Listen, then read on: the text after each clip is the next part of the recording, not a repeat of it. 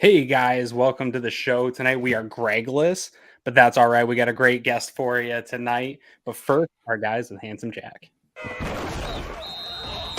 Broadcasting live to Bills Mafia worldwide with Greg Thompson and Aaron Quinn. Welcome to the NFL. Doesn't matter what's happened before today. Today's a brand new day. It's a brand new season. Your number one podcast for objective Buffalo Bills coverage. No matter where you are, we got you covered.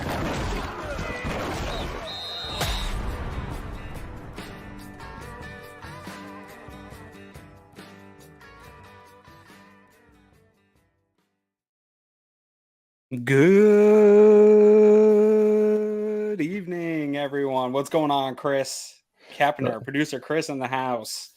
What's happening, up? my man? What's going on, man? I love the Gregless Greg intro. That was almost spot on. Hey, it's like Terrell Bernarda is out here trying to fill some big shoes, and sometimes I got to fill some shoes too. Greg out here in Vegas with the worst internet, and his are worse than my internet here from my home studio. So Greg did try. He was here right ahead of the show, out on a balcony, trying to do it from his phone. It looked terrible, it looked ridiculous. So I hope he's at least enjoying Vegas. The weather looked nice there, it looked like a good view. So we are Gregless this evening, but that is okay here, Chris. So without further ado, Greg, let's get right into it here. And we're going to bring on Josh Taylor. Josh, people, if they're familiar with the show, Josh has been on. We were saying, was it 2 years ago now? Yeah, it's 2 years ago. Time flies, man. Yeah. And so where are you now, Josh? Tell the people where you've been at. So I was in Virginia at the time. I am now in Austin, Texas, out here in the heat, enjoying it. But making a steady round back over to Landover to watch this team with a new owner and winning. So there's a lot of things to be excited about. So I make my rounds back home to Virginia a good bit to see some games, stuff like that. But I love it out here in Texas. I'm not leaving. So there you go. So, Josh, I've got a couple close friends of mine. Actually, Chris and I talk about golf a lot. One of my close friends that I golf with often from the Virginia area, Commanders fan. He comes over all the time, watches Bills games, hangs out, does Commanders games. And another good friend of mine from back home randomly is a Commanders fan. So I feel like I'm kind of always in the vibe. And there haven't been in my adult life a lot of buddies of mine that are fans of a team and a fan base that have been more beat up than I have as a Bills fan. And Commander, not to sit here bring you onto the show to punch on you, but It's been a tough run here, right under the Dan Schneider Commanders, and things not only outside of the football aspect of the Commanders, but what you're seeing on the football field the first couple of weeks, but also just the team in general. Things are trending up as a Commanders fan right now, right? Yeah, and it's funny because we've been having long snapper issues randomly, and Ron was asked about it today. They're like, "What do you think? All this attention that we're asking about it so much." He's like, "I don't care. I'm glad that we're finally talking about on the field stuff, not off the field." It's like you can ask me about our on the field stuff all you want. Mm-hmm. We're having asked "Oh, what's going on with the team? Are we changing the name again?" All of that is stopped. Keep winning games. No one cares what the name is and stuff like that. And the sale of the team was our Super Bowl. So this is just the rest of it. But yeah, it's been a long. I mean, I'm a lifelong fan. You see Sean Taylor's shirt here. that was my idol growing up. Growing up in Northern Virginia, I was just born into this team as a fan. So I've been, from the beginning, the training camp, in Richmond days. And it's funny. You said there's fans everywhere. Even out here in Texas, there's certain bars where it's just only Washington fans come here. So we have a crazy fan base. I know y'all do too. I had a ton of fans in Virginia that were Bills fans. They wanted me to come back for that game this weekend. Sadly, I won't be there. But yeah, man, it's nice to actually have some things to be excited about on the field. This is such a passionate fan base. Y'all are right up there, obviously, jumping through tables and stuff like that. It's hard to beat that. The mustard guy, we don't do all that stuff. But this fan base is so passionate. It's just we've been waiting for this. And it's just crazy how the first game was sold out and then now this game's sold out again. And the last game that was sold out was because of Eagles fans 2 years ago. And then the one before that, it was 2012, obviously with RG3 and all that craziness that was going on. So the fans are back, the team is back. And it's just, now's the time to be a Washington fan. Everyone's finally coming back. So. Nice. Yeah. So we wanted to take a quick look at the injury reports. We figured we start there. We saw that Deron Payne wasn't going to be wasn't practicing today. Do you expect him to be playing on Sunday? Let me get the injury report shared Yeah, here. because when he got hurt, it was his like lower ankle or something like that. And he came out of the game. He actually went back into the game though. So it sounds like this is more of just like a precautionary thing. Like don't rush back into injury. Like it wouldn't surprise me if he's back tomorrow. Logan Thomas obviously got knocked out like bad. That was such a nasty hit. I'm sure y'all saw it. The back of the end zone, Kareem Jackson back-to-back weeks having, these targeting hits. Knocked him out cold. Somehow he held on to the ball, which is a miracle. It really changed the momentum of that game. He's obviously, I don't think he's playing. And then Jartavius Martin coming back. Who's our rookie? We got in the second round. He's had a couple little injuries. He's had some bad moments. Had some good ones. The big interception against the Ravens in that preseason game. Sounds like he's coming back. That's a guy that's going to be big for this game specifically. And like we'll talk about matchups and stuff like that. But him who can play like in the box like a big safety, nickel corner, kind of rotate around and stuff like that. And then Curtis, Nick Gates, B Rob, they're all good to go for the game. But Deron Payne's obviously the big one for James Cook, who's been playing phenomenal the first two games, and then Josh Allen, who loves to run it and sometimes do these random jumps in the air. It's good to have some D tackles in the middle that can stop all that. Yeah, for sure. And that leads us right into, what we wanted to talk about first here, which is the matchup between the Bills offense and the Commanders defense. And with the Commanders, I mean, we know it really starts up front, right? With that D line. I mean, you guys are stacked there between, Sweat and Allen and Payne and, Chase Young all of a sudden coming on, right? Like he's a guy that I can imagine with your fan base, that the kind of capital that was invested into that pick. He's probably a pretty controversial figure, in the ranks of Commanders fans. But a sack and a half last week, tell us about Chase Young. Is he back or what? Chase, man, that's one of the touchiest subjects with this fan base, just because he was second overall in a draft where Burrow was right before him, and then Herbert was a few picks behind him. Heck, even Tua, like that whole draft, and we haven't had a quarterback for so long. Like when he does bad, that's when those like fans come out and like, oh, we should have took Justin Herbert, we should have took Tua. There was a game against like the Dolphins, like we were almost like able to have that first overall pick to get Joe Burrow, but it didn't happen. So like that comes up like whenever he's hurt and he's not able to play. But he looked really good in training camp. He was really good like in preseason. He looked fresh. Then he just had like this random stinger in his neck. I don't even know what it came from. They didn't want him getting any kind of contact or anything like that. So he sat out the first week, and we were all like, here we go. He's going to go to the IR to start the season. He's out for 4 games. Like this is what like the cycle. This is the Chase Young cycle that we have to live with. And we didn't pick up his 5th year. So he's just going to go somewhere and he's going to ball out on like the Bears next year, which doesn't look like that he's going to be on the Bears. But so for Chase, like it's important that he had that production last week. It was limited, snap count. I think it was like 35 snaps, something like that. But he had his highest pass rushing win rate in his career. It was like 26.5, which is crazy. I think it's like top 6 in the NFL right now.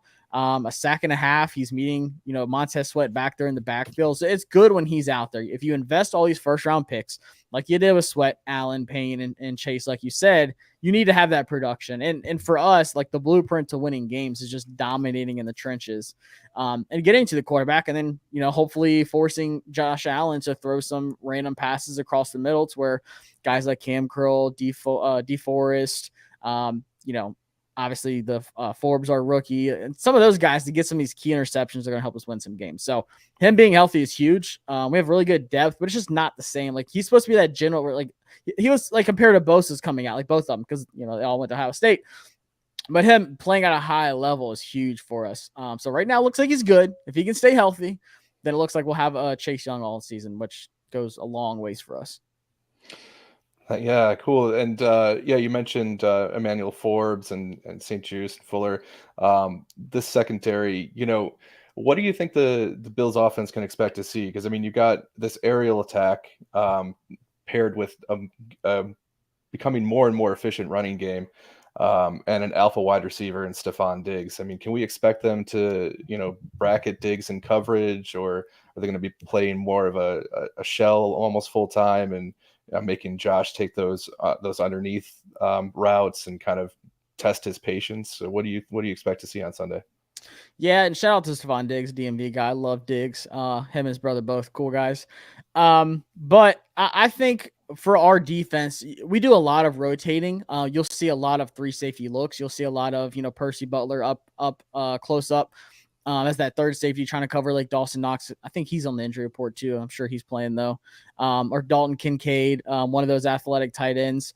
But then they're going to force Josh Allen to try to hit some deep shots. But our safety is, in my opinion, the most underrated unit in the NFL. Cam McCurl, year in, year out, he's one of the best safeties, one of the highest graded ones every single season. He's due to get paid. A 7th round pick that no one really knew about out of Arkansas. And the same with Derek Forrest. He was a 5th round pick out of Cincinnati. Percy Butler's another guy who's a 5th round. So it's like these guys that we just scouted the heck out of, and there are these gems in the draft, and they're hungry. Like, we've had a couple dropped interceptions in the first 2 weeks, but they're there. Like, they're in a position. In that Broncos game, we had one play where Mims had that long touchdown pass, and it looked like Derek Forrest was the only guy who wasn't playing zone. Everyone else was in zone, and he was supposed to go that deep zone, but he was playing man for whatever reason and came up.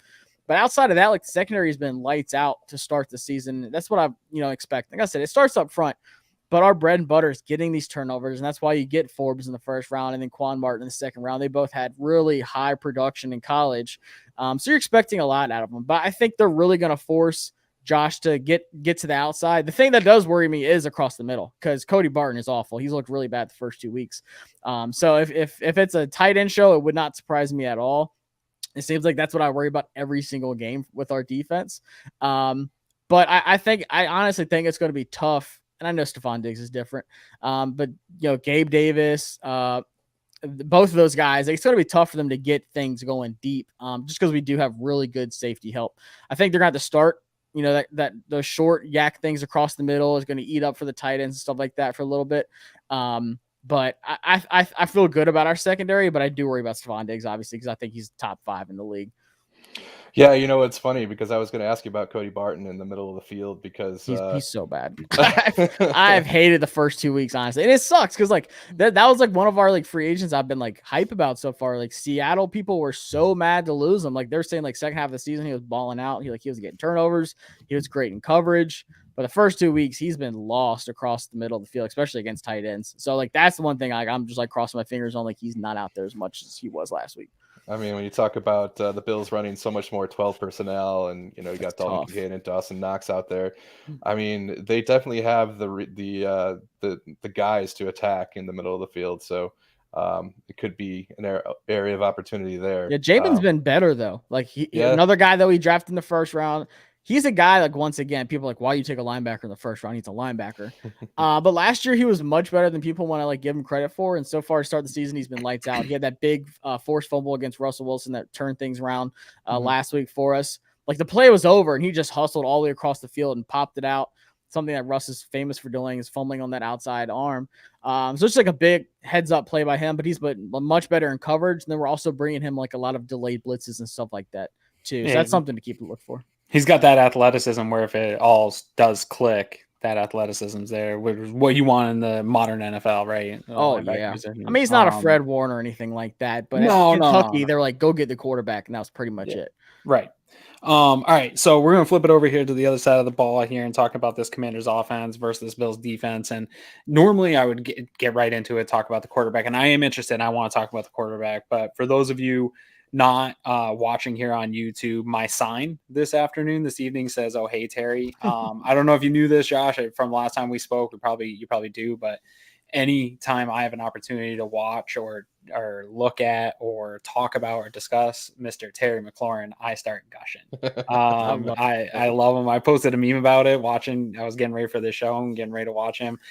And since the Senior Bowl, when he came out, like, I fell in love with him and I just dug deep into that draft class, and he's just a dog. He's just a different dude. He's right up there with guys like Stephon Diggs to me in this league, and has been probably, I would say, done a disservice so far in his career as a Commander with the quarterback play. But talk about this wide receiver room, and go ahead. You can have as much time as you would like to spend talking about Mr. Terry McLaurin. Yeah, no, I could spend my whole lifetime talking about Terry, and I probably owe him that. But Terry, dude, he's such a good guy too. And it's funny because him and Jahan are like the same people. Like, when you talk to them, like meet them, they're just so professional. They don't say anything. They're not like posting clips on like Instagram and stuff. Like, they're like the guys that you want to date your daughters. Like they're just the nicest guys you will ever meet. And it's like, that's what Ron looks for. You have to be from the DMV area, or you have a military background, or you have to have like that kind of character, and he's automatically going to draft you. But getting him in the 3rd round, and I'm going to say something crazy, but like not a lot of people, but like people within like the content on our side have been saying this. Jahan's upside is probably higher than what Terry's is too, which is crazy to say. Because I think Terry is a top 10 wide receiver right now. It's starting to click for Jahan. Like last year, 7 touchdowns in your rookie season, and you missed like 4 games. That's crazy. His first, like 3 of his first catches in the red zone were all touchdowns. But I covered Penn State for the last 2 or 3 years, so I was like all over Jahan Dotson. Everyone's like, "Who is this guy? Like, why aren't we getting Chris Olave? Where's Garrett Wilson?" I'm like y'all are gonna find out who Jahan Dotson is quick. Like he might be small and he put on weight this offseason too, but he's a baller. Like, he goes up and gets it. Mm-hmm. His release package, I'm not kidding. He has a top 10 release package in the NFL right now. And if you listen to guys like Matt Harmon on Reception Perception, he loves Jahan Dotson. Like every time he has something to say about Jahan, I'm like, I'm tuning in, because he is always, like you said, gushing all over Jahan, just like you do for Terry. But having those 2 guys, man, it's crazy. I think they are both wide receiver 1s in the NFL. And we have depth like Curtis Samuel. He's a weapon. I think he's underrated too. I had to study him for the scouting academy, and I was thoroughly impressed. You know, he's going to be doing a lot more in the backfield with Eric Bieniemy than he did with Scott Turner, which is good because that's what he did at Ohio State, and he was good at it. Then you have guys like Diami, who played and broke all these records with Sam Howell. They have that connection. And you have some depth behind them as well. But Pringle, he's been a vet. He was with Eric Bieniemy too. But it's a really good wide receiver. And that's the thing. Like, we've had good wide receivers. We just haven't had someone that can get the ball there, you know, regularly or consistently. Like you said, Terry's had like 10, I think it's either 10 or 11 quarterbacks since he's been drafted, which is crazy. And he's gone over 1,000 yards almost every single season. I think he was short one by a little bit. But he's just so reliable. Every time he needs some kind of big time play, Terry's there to catch it. Just like last week, that dime that Sam Howell dropped, double coverage behind that zone.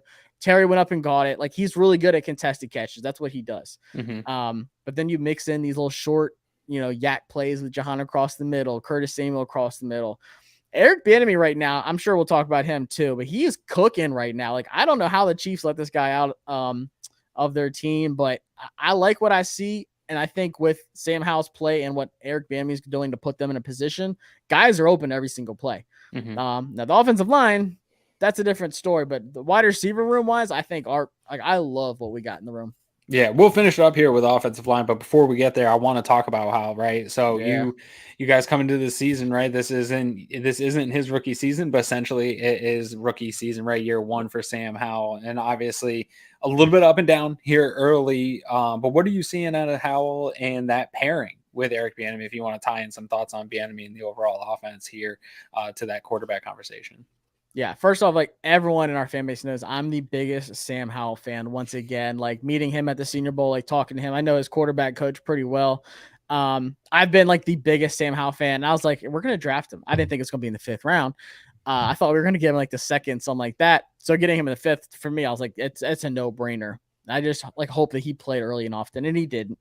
But I knew we would have to get an offensive coordinator that was better than Scott Turner, because it just wasn't there. He can't develop quarterbacks. And I think with Eric Bieniemy, he's gonna, you know, he uses a lot of RPO. He does a lot of play action. He does a lot of, you know, moving the pocket. That's something you'll see that Sam's done the first 2 games, is rolling out, moving the play to one side of the field, and just finding those open holes, especially in the zone. Like I said, when you have guys like Jahan and Terry who can get separation, and man, like a lot of defenses have said, like, going against us, like, you don't want to press these guys at the line. You don't want to play man on these wide receivers. You really want to sit in a zone and hope that the ball comes somewhere close to you so you can intercept it. So I like what I see out of this offense. I can't remember the last time we scored 4 offensive touchdowns in a game like we did last week. 35 points was unheard of for this team. Honestly, it's like 20-17. Like, thank God we won. Like, that's the kind of games we're used to. Our defense just winning games for us. And being down as much as we were like, there's no way we're not coming back. We don't have an offense to do that. Like, that's not what we're used to. But saying that is what this offense can do is scary. And then you mix in B-Rob. So yeah, but the offensive line, though, some reason they start slow, and then second half they just look like a complete unit. So it's like when Sam has the time, he can find the open guys. He can, even like tight windows or uncomfortable, like his base isn't set, he can still make really good throws because his arm strength is ridiculous. But the key is having that clean pocket, giving him some time. which has been really inconsistent. So that's one thing. Like y'all's pass rush against this offensive line, I think could be effective. I told you I like Ed Oliver a lot. I think he's not talked about enough.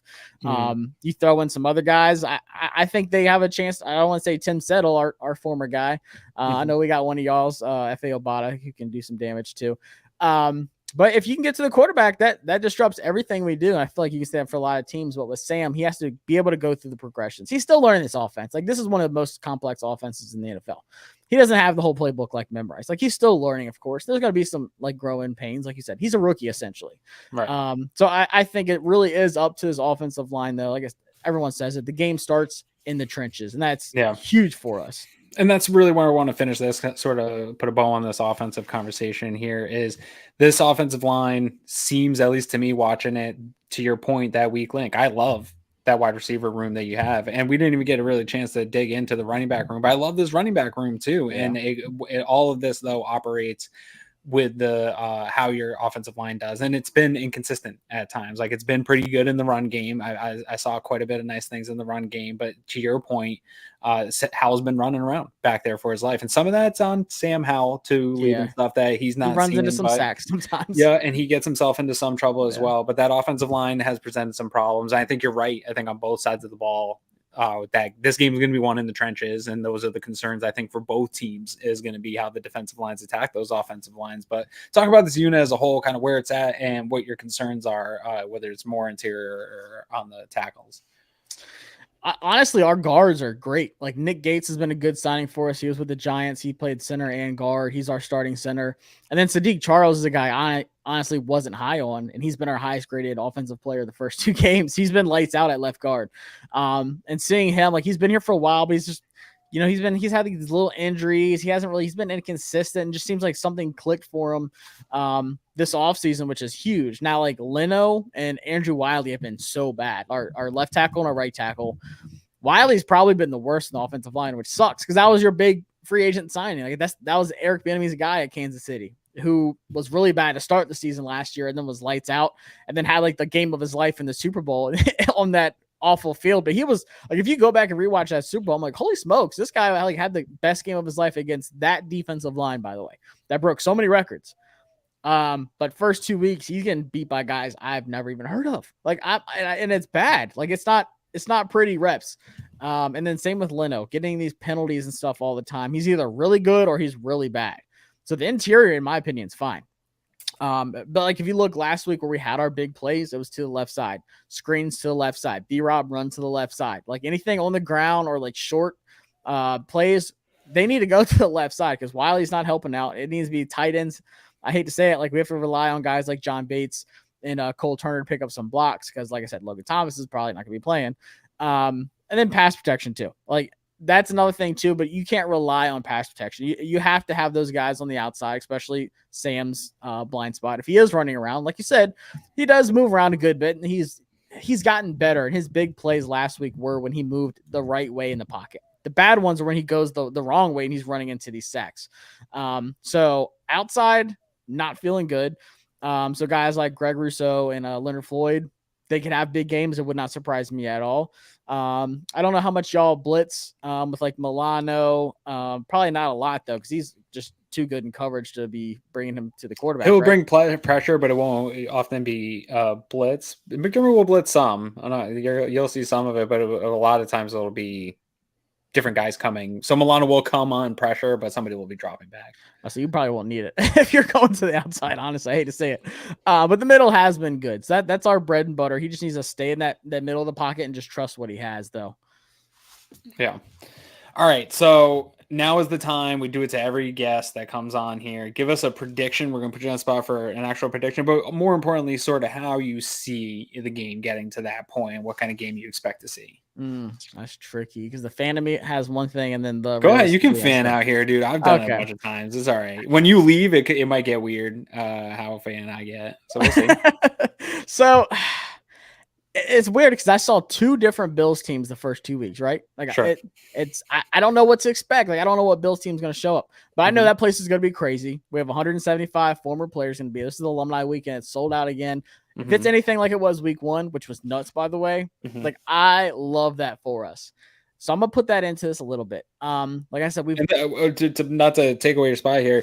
Like I said earlier, and I don't know if I said this here or offline. Like, I do think this is a bit of a measuring stick game, yeah, probably big for time. you guys in Big terms time. of like you've opened some eyes, you've won a couple games. There's some talk in the preseason, but this is a test, right? Those first couple games were like, okay, you're playing with a little bit of house money, beating up on bad teams here, or winning games against bad teams. But now you're playing against a team that, whether or not the week one performance on paper per Vegas coming in, this is a favorite at your home. You win this game, now people are talking. Now the media is talking. That whole game right? for y'all was just crazy though. Like Right. that week one game, like that. Yeah. It was just one of those games. Like the For build sure. up, all the stuff that happened. Like that's not going to happen this week. Like, but for you guys, is that the right Yeah. perception as a Bills fan? Is the perception of the Bills coming to town is one of the bigger teams in the NFL, and if you beat one of these heavyweight teams, that's going to rise your standing in the national conversation? Absolutely. Like me and all my buddies have been saying, like if we win this game, we're gonna be acting up all season. Like I don't care. Like that would be a huge win for us. Like I feel like in the past when we've played y'all, like we've had some really good moments. Like there was like the Dwayne Haskins game, like I said, the Taylor Heineke game. Like we've shown some really good flashes against y'all. It's just we weren't good enough to compete with it, like with the team like y'all. But I think like we're finally in that spot now. If I had to say a score, I'm gonna say 24-23 Washington. And it's going to be because Brian Robinson has 100 yards on the ground again. I think he has another touchdown. I think we have 2 interceptions. Like I said, we've dropped like 3 or 4 interceptions the first 2 games. I think we've actually only had 2. I think it's 2. But I think Josh Allen just throws some ones where you just scratch your head like, why are you trying to force that across, like down the middle? Like you did not need to do that right now. And I don't know if it's him or if it's Dorsey or whatever. But I just think it's a consistent thing, and until I see something different, I'm gonna keep riding that wave. So I think Allen has 2 interceptions. I'm gonna say Derek Forrest has 1, Kendall Fuller has the other, and I think we hold. That's another thing too. Like James Cook's been good, but I'm not trying to sound cocky, but I'm not really too worried about him with our defensive line. Like I shouldn't be. I should be worried about James Cook when we have 4 first rounders on the defensive line. So I think we hold him under 60 yards. And it just forces Josh Allen to have to run a little bit more and have to throw some balls down the field that you kind of like, what are you doing there? So 24-23, I'm sticking with it.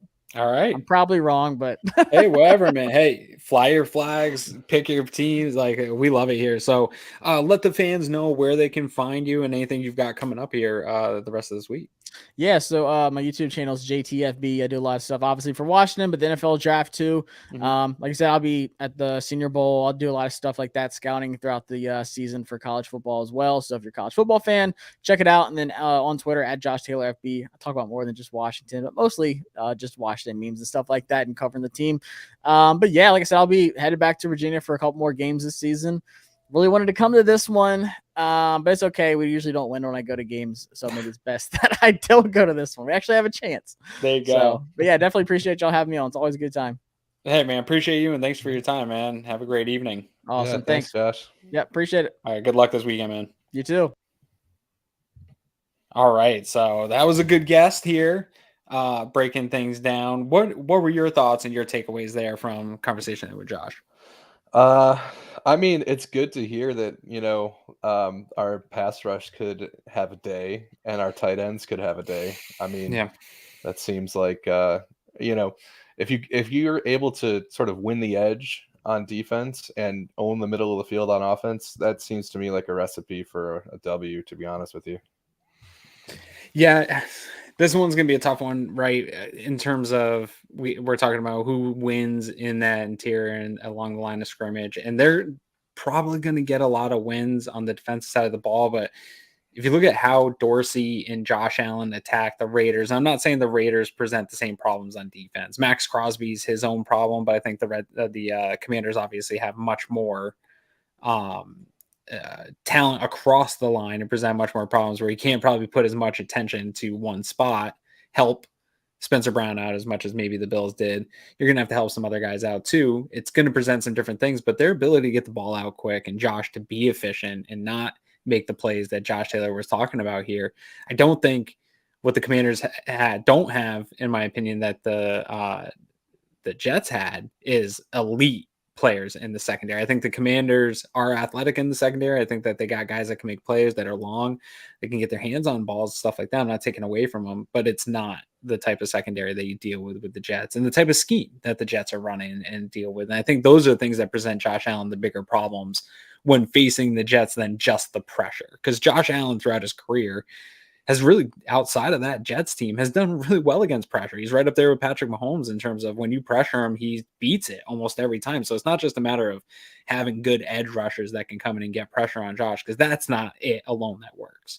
Yeah, for sure. I mean, and the Jets too. It's a divisional opponent.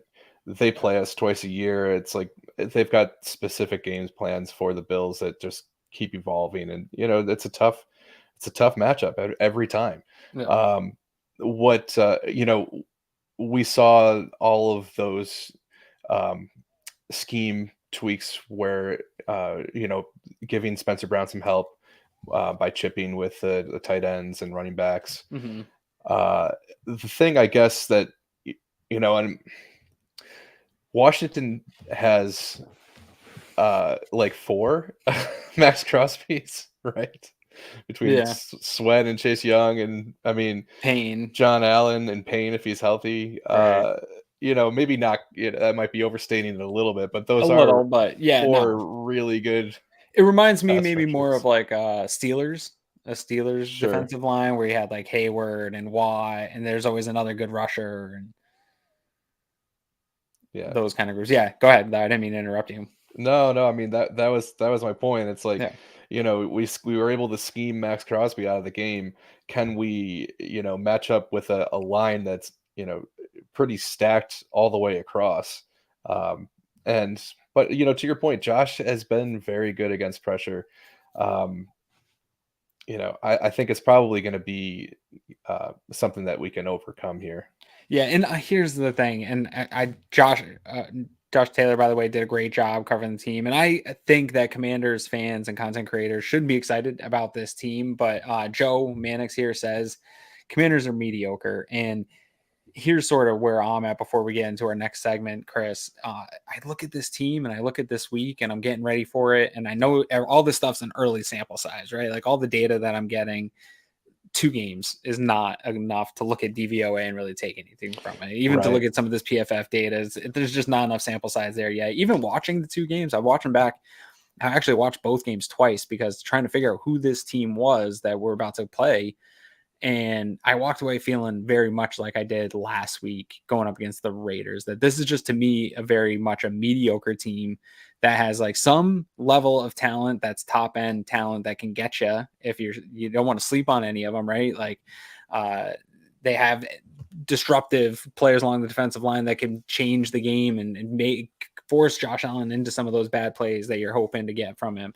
They got playmakers on the offensive side of the ball, both in the wide receiver room and the running back room, and Howell can do just enough, right? He can take some shots, he can make some plays.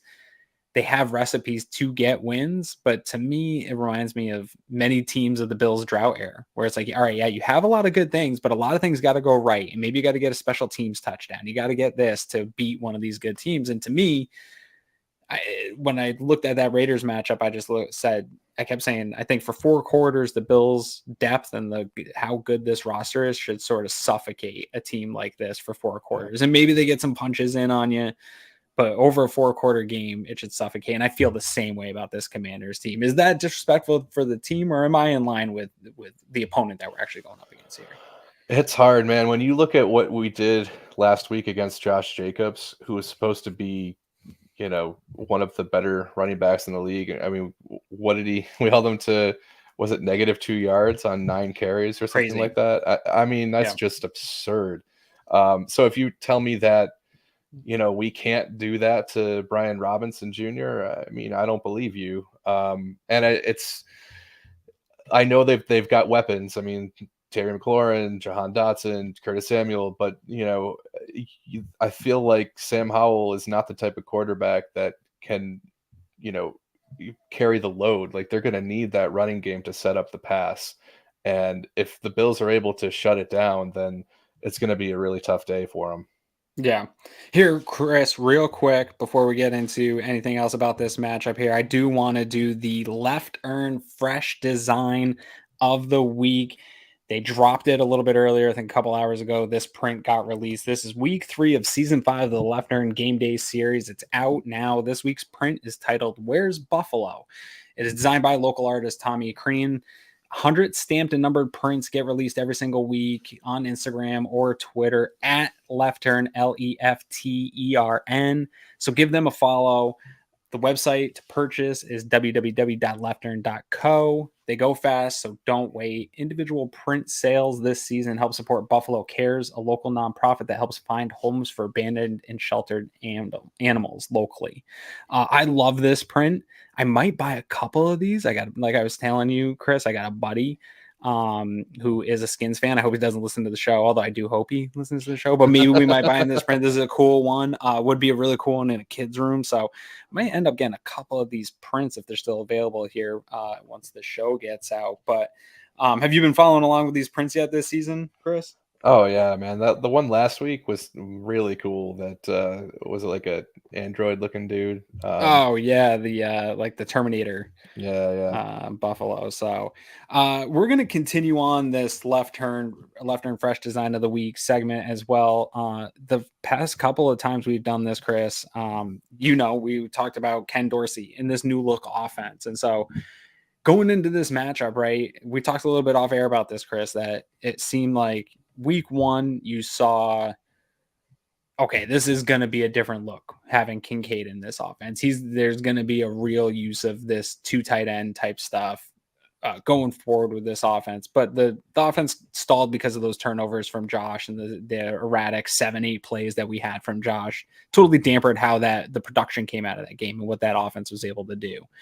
Then you get a week later and what this offense was able to do, putting together almost a flawless performance against not the worst defense in the league, but not necessarily the best defense either, which isn't going up against the Jets, but they still put up 38 the following week here. And still Kincaid, Knox, going big, having 2 tight ends is a thing, right? So we're seeing a pattern, even though the data isn't totally valuable yet, to our point earlier. What do you like about this trend? What are you seeing? And even, you like to talk about James Cook, even that usage in the running back room and how it's been different so far this year. Yeah, I mean, to me, what we saw in the offense last week that was kind of like along the lines of a fresh design was all that help they gave to Spencer Brown on the right side. I mean, it was over 25% of snaps. They had somebody helping him out by chipping. You had Dawson Knox, Dalton Kincaid. You had Reggie Gilliam getting involved.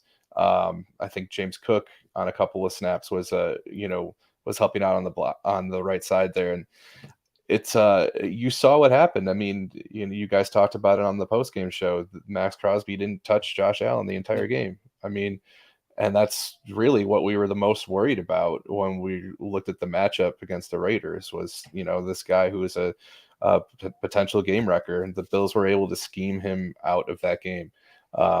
And to see that they can switch that on when they need to, it's really, it's just a cool wrinkle in that offense. And it's something that I'm curious to see if we see it again against the Commanders, or if they have maybe a little bit too much ammunition along the entire line that, I'm curious to see how they scheme against these guys.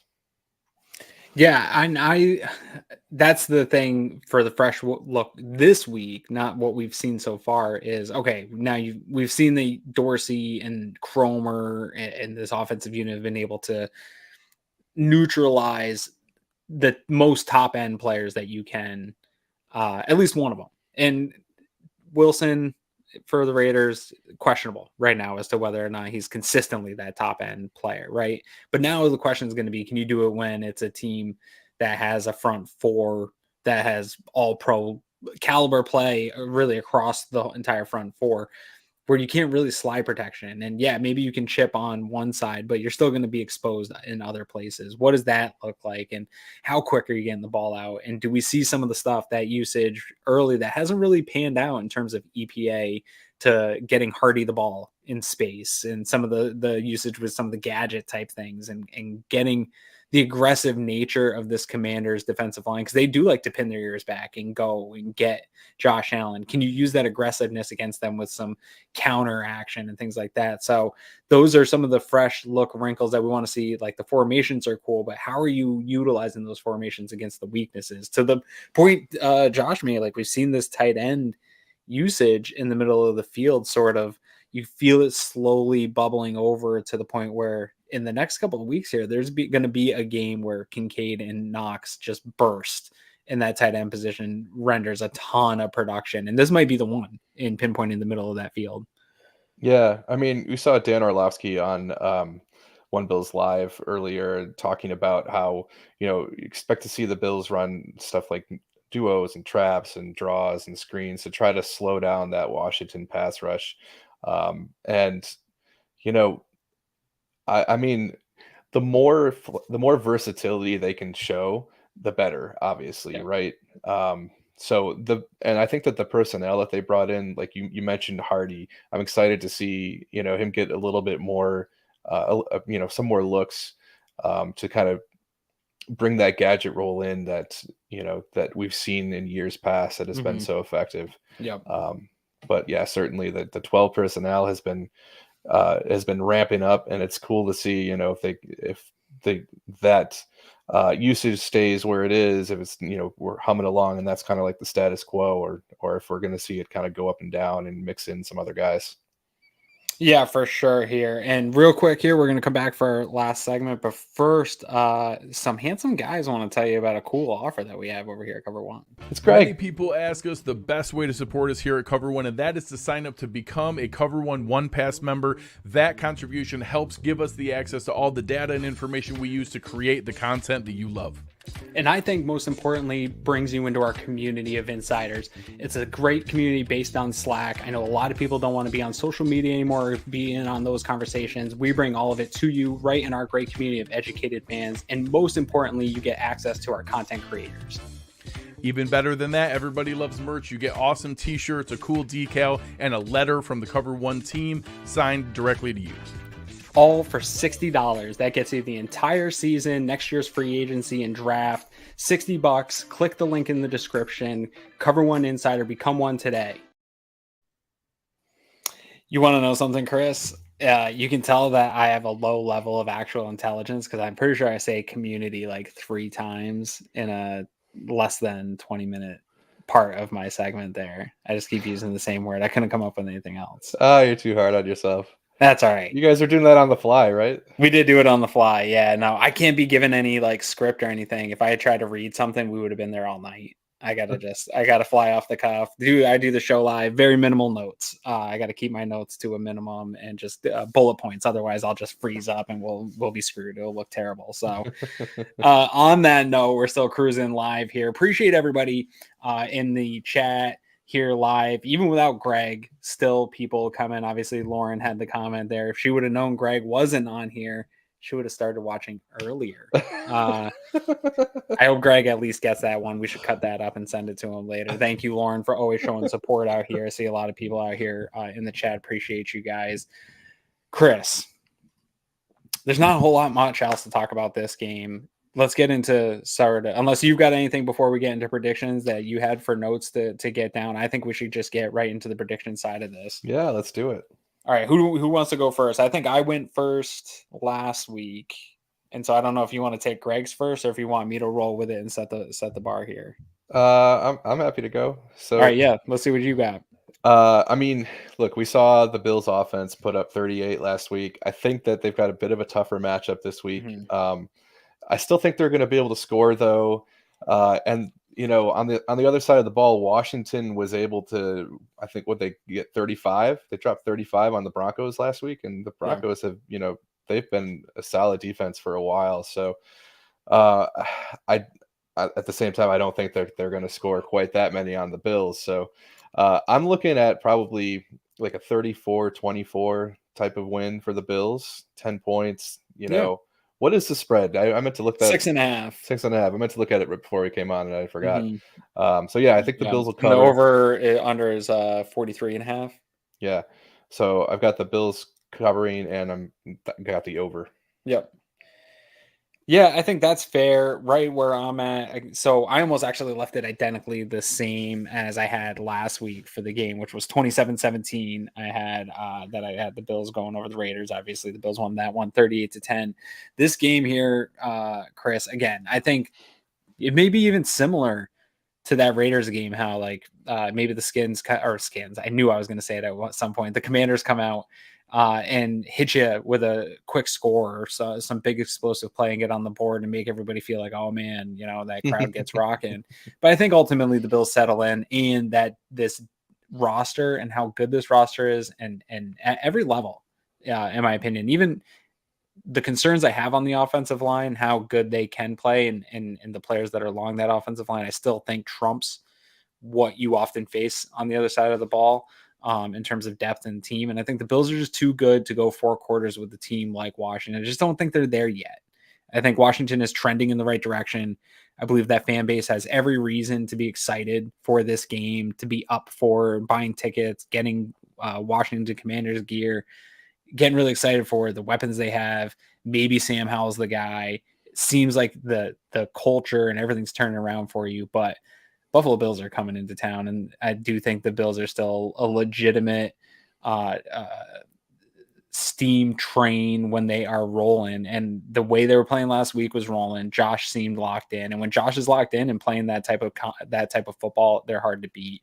I don't think this is going to be the type of blowout it was last week, but I have it Bills 24, Commanders 13. I also think the thing that's maybe not being talked about enough is how good this Bills defense is already locked in this year. And I just think they're going to continue to be that type of team that doesn't give up a lot of big plays. They're not going to let you just come in and beat them. You're going to have to grind for points. You're going to have to put together 11 play drives. I don't know if Sam Howell has it in him to put together 3 to 4 long sustained drives against this defense where a sack doesn't turn into a bad play, or, all the things that our guest Josh Taylor was hoping happen for Josh Allen to keep Washington in this game, I can see unraveling for Sam Howell. Sean McDermott, whether it was via Leslie Frazier or Sean McDermott previously before he came to Buffalo, has fared very well against young rookie quarterbacks or inexperienced quarterbacks. He's going to show Sam Howell some looks pre and post snap they hasn't seen yet. And you might be able to watch it on film and be like, hey, be prepared for this look that they're going to throw you. But it's not going to go well when he sees it live. And to Josh's point, there's going to be receivers open on every single play for the Commanders, but I think they're going to confuse them. I think they're going to get to them and limit their ability to score points. So again, I have it 24-13. And so we both have the Bills winning pretty convincingly. I think I had the under right on points. I said it was 43. Yes, 37. Oh, I'm 37, but I still also do have the Bills covering this game. And so I think the Bills are going to cover a lot this year. Yeah. These spreads, it's hard to talk about spreads sometimes. Like 6.5 is still, so that's really an 8, because they're giving the home field points to Washington there. So the Bills are still really technically expected they should cover going in that. Yeah. Anyways, it's like 2.5 or something for the home team, right? So, it used to be 3, and then I know COVID, it went down to almost nothing for a while, and then it was I know it was settling back up over the last couple of years, but I don't know about betting. That's a Greg thing. That's a Greg thing. We don't want to do that. And so I lied. We'd had a little bit of Greg in this show just for about 30 seconds. So that was nice to see. That's right. But Chris, real quick, do you want to let the people know what you've got going on this weekend?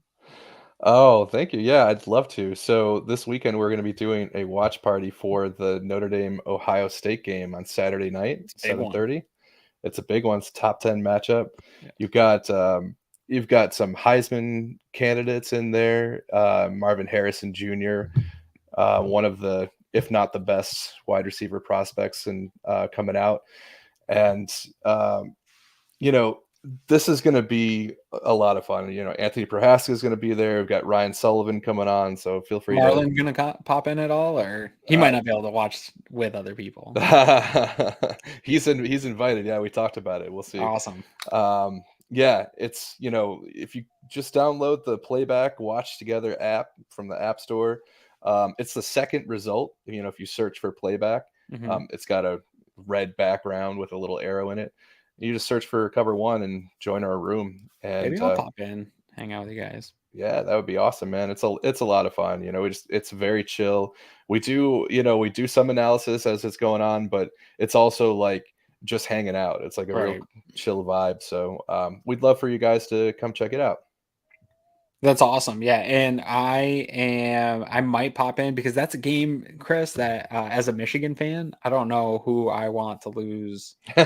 Or is it for sure Ohio State, but I don't like either team. And so that'll be That's where fun. Prohaska is at. He hates both teams. Yeah, it's a good haters ball. Maybe and Prohaska and I will just be in there hating on you guys. Oh man. That'll be fun. But anyways, we will be back Friday. Are you going to be joining me this Friday here for some spaces, hanging out in the spaces where anything goes? Who knows what's going to happen out there this week. But so, yeah, we'll be back live here with Cover One and Friends on Twitter Spaces, and you'll be able to catch that everywhere you're at. Stay posted. Obviously, the Air Raid guys are going to have you covered with the pregame show. Joe DeRosa is going to have you on Saturday.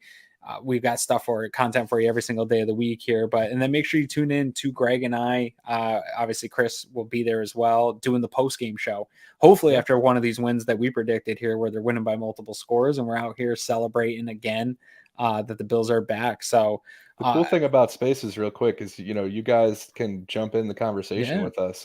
Make sure you're following Aaron. I'm sure you do already, but if you happen to not follow Aaron yet, you see his handle right there up on the screen.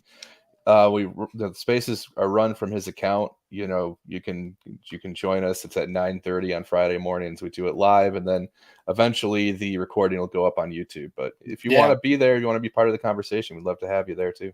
Yeah, and so for those of you that are just listening, that is at Aaron Quinn 716 on Twitter.